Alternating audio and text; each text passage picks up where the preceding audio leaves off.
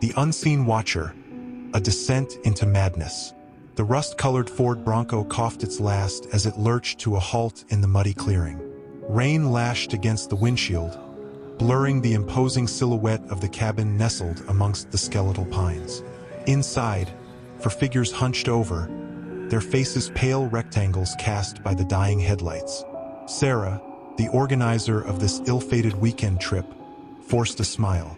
"Welcome to Camp Blackwood," she announced, her voice brittle. The others shuffled out, their winter coats heavy with rainwater. There was Mark, the ever-optimistic one, already trying to coax a spark from the damp firewood. Then there was Emily, her quiet demeanor masking a fear of the unknown. Finally, there was Tom, Sarah's boyfriend, his gaze lingering on the dense woods that pressed in around them, a primal unease settling on his features. Sarah, her smile now strained, fumbled with the creaking door. Cold, stale air rushed out, carrying the faint scent of mildew and something indescribably ancient. The cabin, a two-story log structure, had a ramshackle charm, but closer inspection revealed peeling wallpaper and dusty furniture shrouded in white sheets. Inside, the flickering glow of a kerosene lamp cast grotesque shadows. The air hung heavy with the silence of neglect. Sarah led them through a series of cramped rooms, each devoid of warmth or comfort. Their chatter, forced and nervous, echoed in the emptiness. Finally, they reached a room with a massive stone fireplace dominating one wall.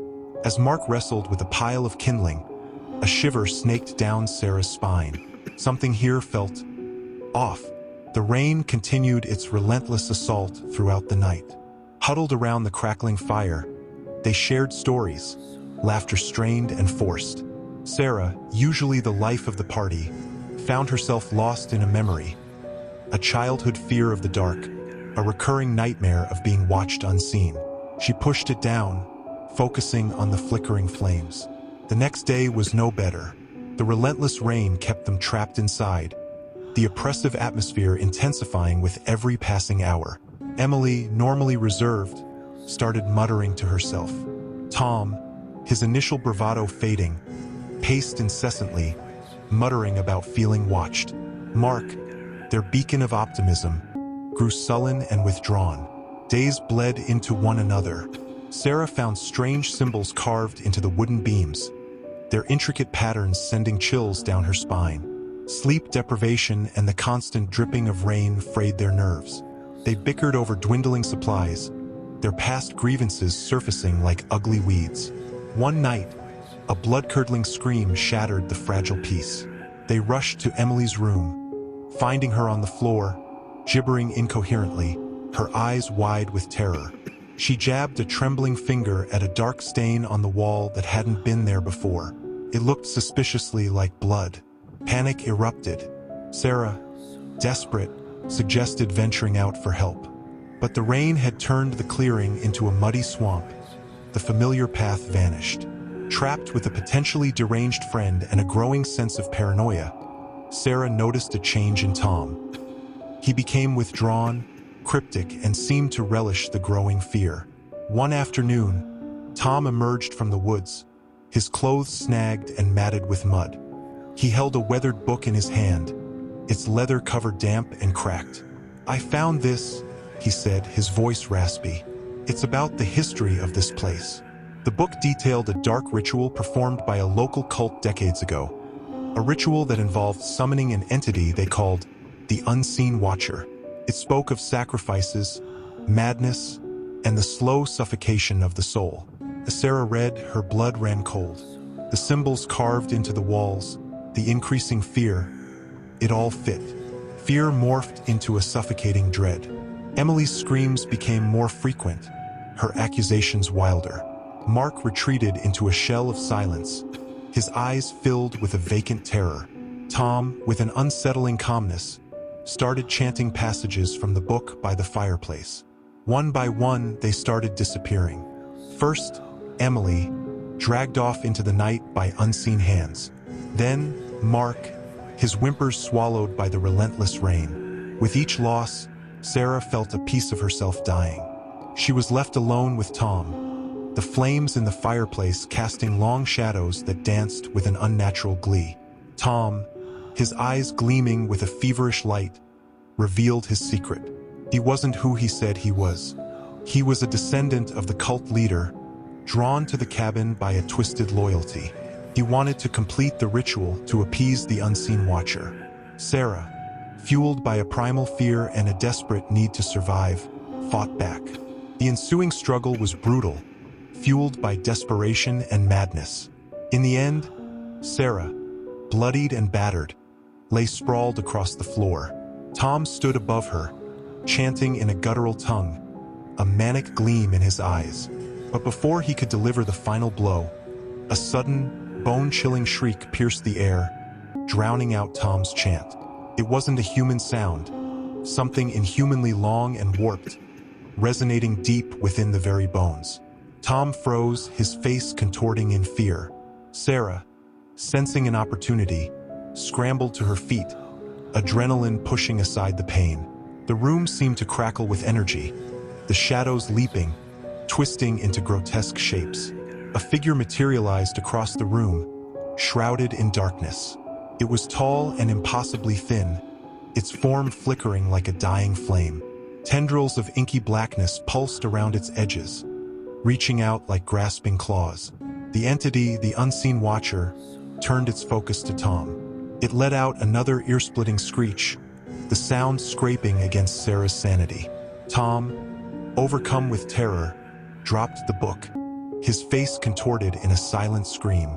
The air crackled with unseen energy as the watcher reached out. A tendril lashed out, wrapping around Tom's midsection.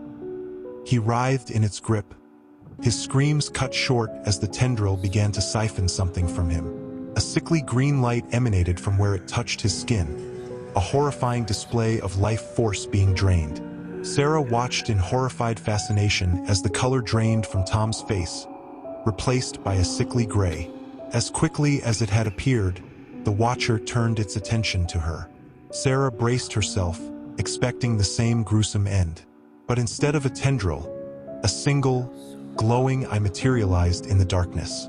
It pulsed with an unnatural light, boring into her soul. Images, fragmented and terrifying, flooded her mind, a writhing mass of tentacles, a cacophony of screams, and an unending, cold darkness. The onslaught of visions slammed into her like a tidal wave, threatening to drown her in terror. Her sanity teetered on the brink. Just as she felt herself slipping away, a voice she recognized from her childhood dreams, whispered in her mind, calm amidst the storm. Fight! Don't let it take you. Sarah clung to that voice, a lifeline in the abyss. With a desperate scream, she lunged for the fireplace. Grabbing a burning log, she brandished it at the entity. Fire, she vaguely remembered, was said to repel evil. The watcher recoiled with a hiss, the eye flickering momentarily. Emboldened, Sarah fed logs into the fire, building a roaring inferno that cast back the darkness. The entity shrieked again, a sound laced with frustration. It thrashed in the flickering light, the tendril loosening its grip on Tom's lifeless husk. It seemed vulnerable, weakened by the flames. Driven by a newfound resolve, Sarah grabbed the book Tom had dropped. Opening it to the passage he had been chanting, she started reading aloud, her voice trembling but firm. It was a passage for banishment, a sacred chant meant to drive away the entity. As she read, the room grew colder, the air thick with malevolent energy. The watcher lashed out, its tendrils whipping through the air, narrowly missing Sarah. But she pressed on, her voice rising above the hissing and shrieks. The fire roared, casting back the darkness bit by bit. The watcher's form started to waver, shrinking as it retreated towards the shadows from whence it came. Finally, with a last ear-splitting scream, it vanished, leaving behind a thick silence and a lingering sense of dread. Sarah collapsed, exhausted and shivering. The flames in the fireplace danced with a newfound warmth. Tom's lifeless body lay crumpled on the floor, a stark reminder of the horror they had faced. But amidst the devastation, there was a flicker of hope. Sarah had survived. Hours bled into days. The storm, as if mirroring the battle within the cabin, finally subsided. Sarah emerged, a shell of her former self, into the crisp morning air.